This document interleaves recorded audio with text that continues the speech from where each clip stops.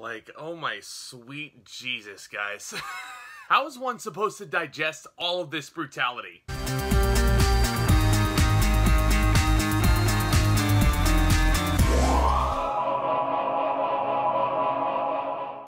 Guys, my name is Zach. I love talking all things movies and all things entertainment, and as per, I really do appreciate you guys clicking on the thumbnail today. I really hope you enjoy your stay, because in case you missed it, if this is your first time visiting the channel today, I am chugging right along in my Halloween playlist put together by myself as well as you, the viewers, and today have we got a big one to look at in Bone Tomahawk. This one was recommended by my good friend Marcus, Straight Edge for Life 27 on Twitter. Thank you so much for recommending this film. You certainly brought a doozy to the table. This one was directed by one of the most underappreciated workers in the industry right now, Zahler, and it stars the likes of Kurt Russell and Patrick Wilson. This is a hidden gem movie if I ever saw one. And this movie is set in the Old West, where a sheriff played by Kurt Russell is joined by his deputy played by Richard Jenkins, a gunslinger played by Matthew Fox, and a cowboy played by Patrick Wilson, and they all embark on a mission to rescue 3 people from a savage group of cave dwellers. But like, oh my hell, guys.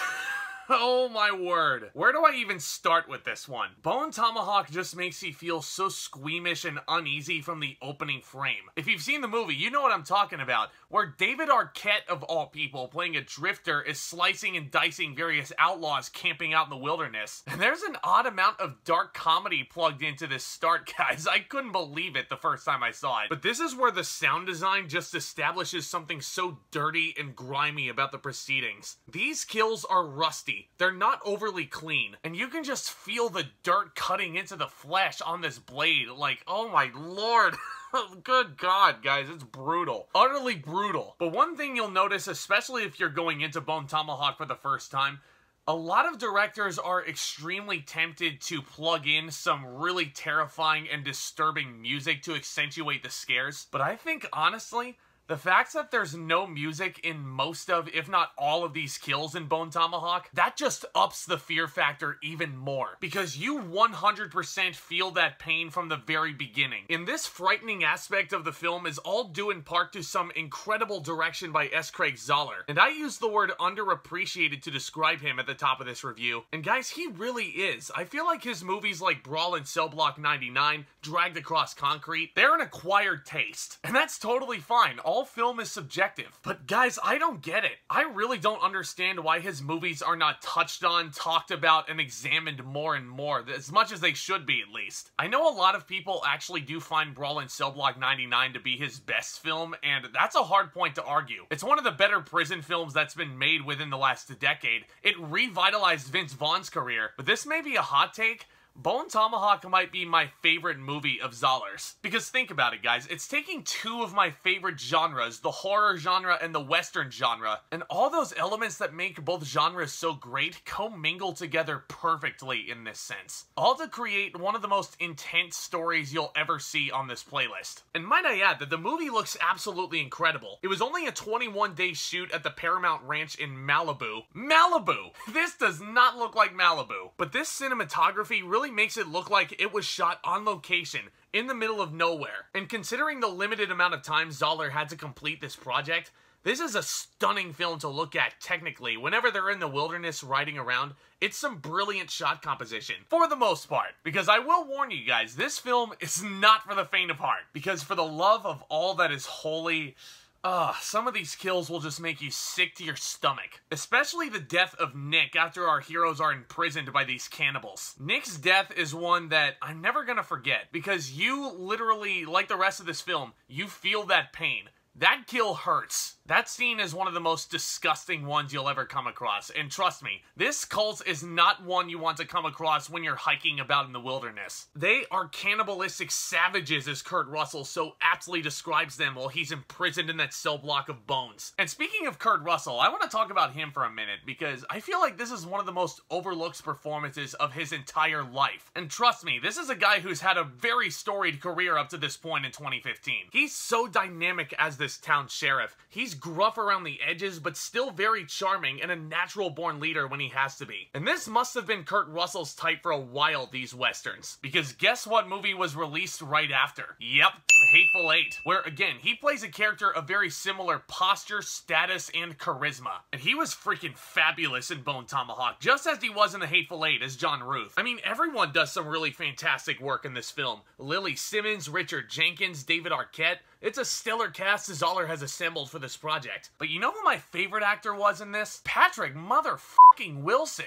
This is a guy on the path of vengeance because his wife was one of the people kidnapped by these cannibals. And he wants her back ASAP. But there's just one issue. This character is hobbled with a broken tibia. And fun fact, guys, don't ask me how I know this, but the tibia, otherwise known as the shin bone, that's the most painful bone in the body that you can break. And I think that this was a very calculated choice by these screenwriters to have that be the specific injury that Patrick Wilson is dealing with. Because Wilson sells that pain every step of the way. He is in pure agony throughout the entire runtime. Very similar to Paul Sheldon in Misery, this is a ballsy role for an actor to accept. Because most of this film, you're gimping around with a shin splint when you aren't in bed or laid out on a blanket getting operated on, which is a stomach-churning scene in and of itself, that operation. So I have nothing but mad respect for Patrick Wilson for taking this role, and might I add, he was 100% up for the task. He was phenomenal. Bone Tomahawk contains a bevy of gripping performances with a wholly unique blend of genre filmmaking that creates quite the unforgettable viewing experience. Now, my only issue with this film, especially on this most recent rewatch, is where I noticed this, and I've seen Bone Tomahawk a couple of times beforehand, but I should give you guys a heads up that Bone Tomahawk is a very slow burn. It's a movie that really takes its time with its characters. It's a movie that squeezes every last drop of intensity that it possibly can. And that does create quite the long runtime, I might add. And there were a couple of instances where I could feel that runtime. I could feel like Bone Tomahawk was meandering a little bit,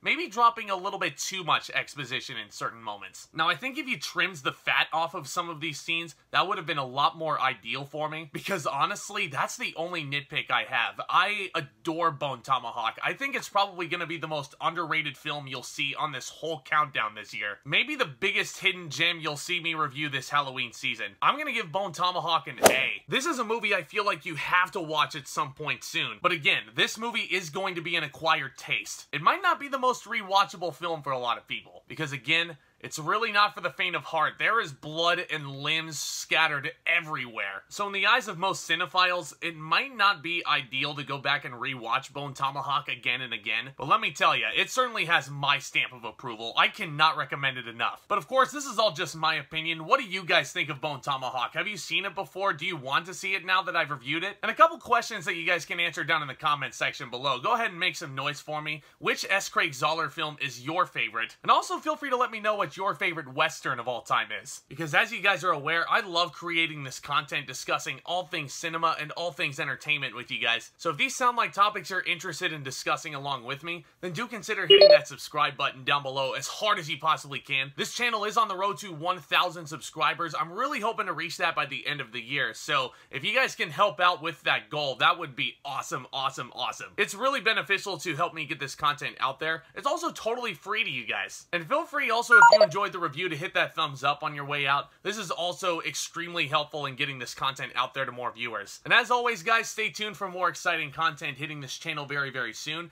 Busy weekend at the movie theater with The Last Duel and Halloween Kills both hitting wide this weekend. And of course, I'm gonna keep chugging right along in this Halloween playlist that you and I have created together. Next up, later on, I want to say this weekend is when it's gonna go up. Requested by my good buddy Let's Be Real with Brad here on YouTube. We're gonna be looking at the found footage film Wreck from 2007. So keep your eyes peeled out for that review and much, much more. Lots to look forward to. You guys are the best. And with all that being said, back talk, commence.